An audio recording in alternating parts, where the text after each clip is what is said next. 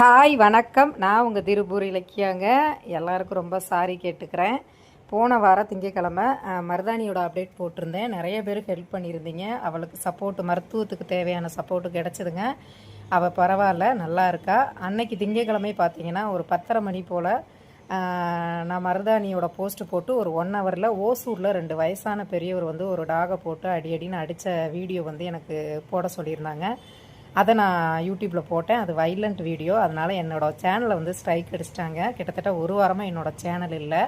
ஆனால் மருதாணிக்கு ஒரு வாரம் ட்ரீட்மெண்ட் பார்த்ததில் 5 டேஸில் நல்ல இம்ப்ரூவ்மெண்ட் இருந்துச்சு. கொஞ்சம் ஆடுறதெல்லாம் கம்மியாக இருந்துச்சு. ஃபுட்டு அதை நல்லா எடுத்துக்கிறா.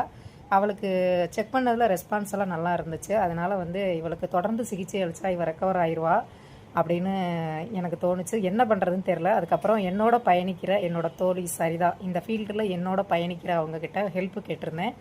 அவங்களும் அவங்க சேனலில் போட்டு நமக்கு தேவையான மருத்துவ உதவி செஞ்சு கொடுத்தாங்க.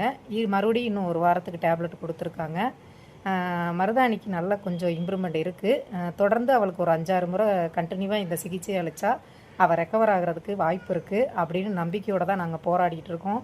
எங்கள் ஃபேமிலி, எங்கள் குடும்ப சூழ்நிலை எல்லாத்தையும் தாண்டி தான் இந்த பிள்ளைங்களுக்காக நாங்கள் ரொம்ப கஷ்டப்பட்டுக்கிட்டு இருக்கோம்.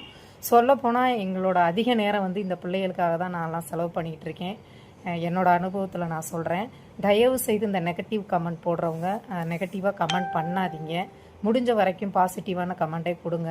ஏன்னா நாங்கள் பல வகையில் உடலளவுலையும் மனசளவுலையும் ரொம்ப சோர்ந்து போய் தான் நாங்கள் ஓடிக்கிட்டு இருக்கோம்.